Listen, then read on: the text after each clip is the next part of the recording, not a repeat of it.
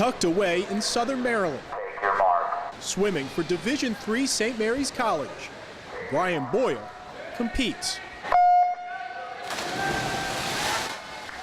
He doesn't hold any school records in the pool, at least not yet, but you can't measure Brian's success simply by a 50-meter race, because for him, success is in the journey. Well, Brian's road to St. Mary's would take a detour. Just a few months after graduating from high school, Brian was returning from swim practice and heading home just a few miles down this road when his life would take a traumatic turn right here at this intersection. The phone call. It's every parent's dreaded phone call. It was July 2004, and Brian never saw the massive dump truck in his blind spot. The truck crushed his Chevy Camaro as it plowed into the driver's side door. Brian was airlifted to the trauma center at Prince George's Hospital. We knew his heart had been pushed over to the other side of his chest. His liver had been lacerated, his kidneys weren't functioning. Both my lungs were collapsed, broken clavicle, shattered pelvis. Every organ in his body was damaged. Took his spleen out. Took the spleen out. They just wanted to see if they could get Brian stable enough to where he could get through the night.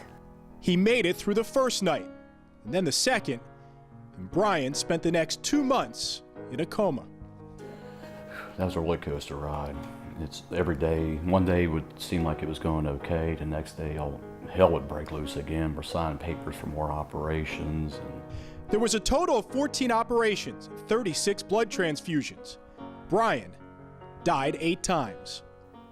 At one time, I think I was taking him back to surgery the 4th or 5th time. One of the intensivists came and whispered in my ears, "What's wrong with you? You're operating on cadavers now. What's this?" I said, "He's not a cadaver. His blood pressure is 70, 80, and he has a pulse." At that point in time, I was shattered. Those dreams were gone. Just like the bones in my body, those dreams were shattered. Doctors had told Brian that he may not walk again. He had lost over 100 pounds, and it was obvious, especially to his dad, Garth, he was losing his will to live. I gave him quite a talk that day. You could see that he gave up. I could see how desperate he was. And I mean, he said a few bad words in there, but that's when I knew it was serious, because, I could die any second. And I went in there and raised my voice at him and told him, "Brian, you gotta keep fighting, son. You gotta do it for mom and dad and do it for you." I believe. With a renewed spirit, Brian turned his focus to rehabilitating his broken body. Squeezing a towel, squeezing this foam ball, shaking a hand, blinking. Small things like that were like these big monumental events taking place. Brian also found inspiration from a rather unlikely source. Olympic swimmer Gary Hall Jr. had emailed a letter of encouragement. The world needs people like you. We can't afford to lose you. Ride on, rough shot if need be. Smooth shot if that will do. But ride on over all obstacles and win the race. Welcome back. I look forward to one day meeting you. Maybe we'll go for a swim. This is the email that really got me going to thinking about swimming again in college. It took months of intense rehab, but Brian did what was once unthinkable. It was scary, going in the water for the first time. Try and swim as best he could. He'd only make it 20, 30 minutes at that time. Let's just try it, let's go from doggy paddling to swimming in college. Yeah, it was a good feeling. Our state champion swimmer was like starting all over again. Just 1 year after the accident, and Brian was back at St. Mary's and on the swim team. But because his lungs were still healing, he had to sit out most of his freshman and all of his sophomore seasons. In many ways, Brian was already a miracle, but he still felt like there was something left undone. So this past summer, he made the decision. He wanted to test his body and soul like never before. The Ironman has always been this event that I've always looked at and just been so inspired about. With his sights set on the World Ironman in Hawaii, Brian began his training. There really wasn't much time, just 6 weeks to the race. So Brian pushed himself 8 to 10 hours a day. riding his stationary bike, running on his treadmill, and swimming miles of laps. Just to finish. I had 17 hours to do it, and as long as I crossed that finish line by midnight, I was good to go. Just 3 years removed from that horrific accident, and Brian's day had finally come. In the sun-splashed backdrop of Kona, he faced one of sport's most grueling tests.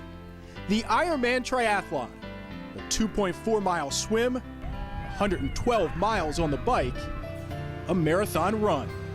He had his brakes on hold for 2 years, guys. It happened when he was 18 years old, and that's the way I look at it.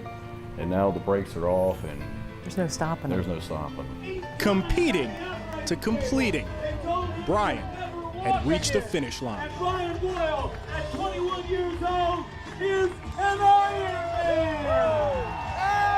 It was, the feeling is inexplainable. You know, it was the greatest moment of my life, the greatest day of my life.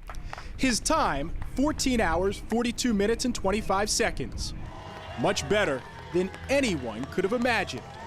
For the race and for the journey. I think we died on July 6, 2004. Garth and I did. We keep it going though because we're very positive. October 13th with the Ironman, we got life back. Yeah, it healed all the rips in our hearts. It was like a bringing back for us.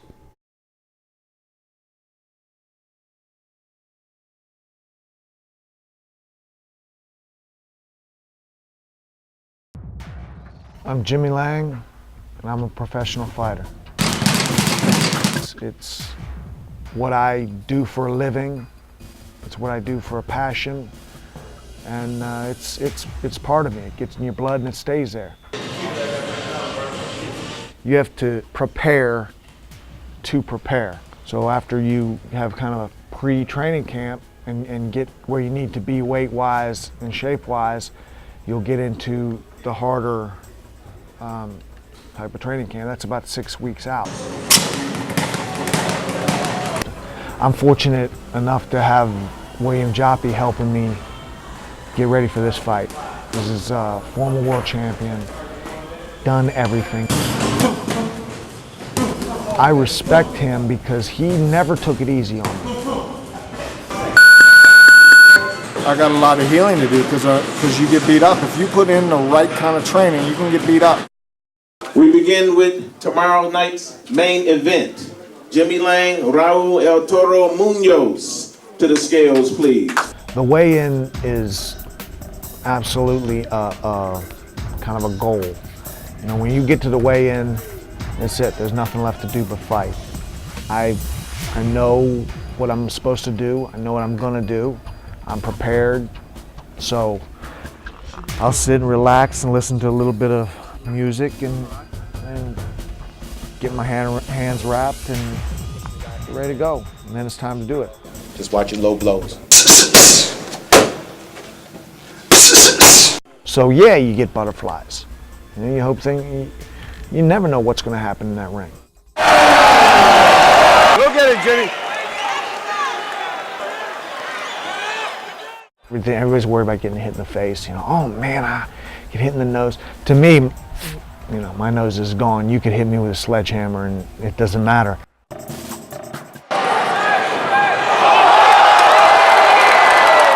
To land a good shot, there's no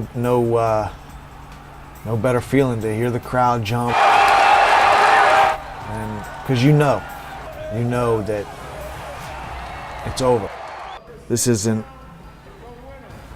oh, I've done it, I've achieved, because I haven't. No matter how good you get, you can always get better.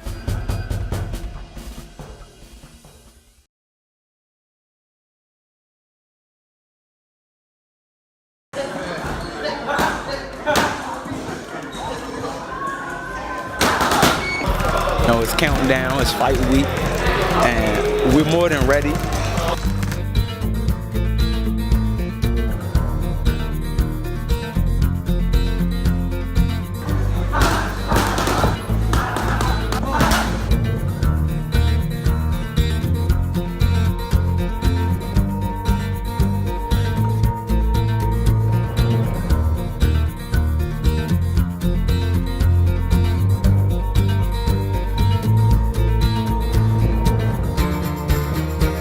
whatever my father see that is missing. He'll see something that's missing, and he incorporate it right then and there. He'll nip it in the bud.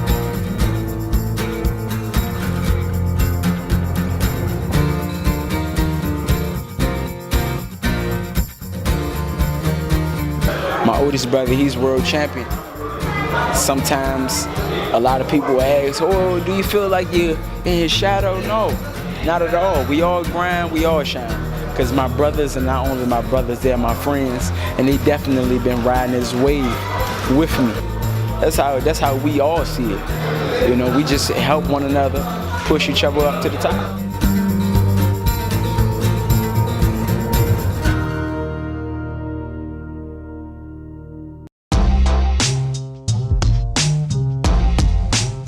This year's gonna be awesome. This year's gonna be different than '98.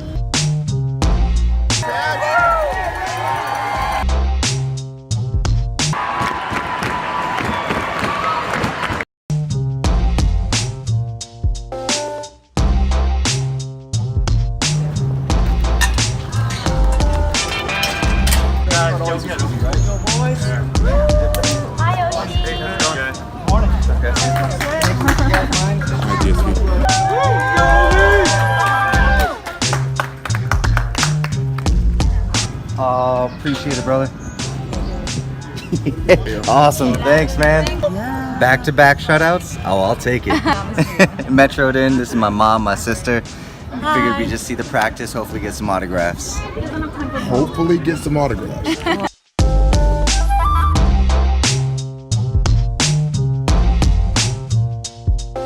This isn't my usual beat and stuff, but the enthusiasm is there, and you start to hear things in the season, even if you're not following it. Being a DC sports fan, we're used to highs and lows, so you're just hoping that this time the highs stay up. This is good to be covering something other than crime. So,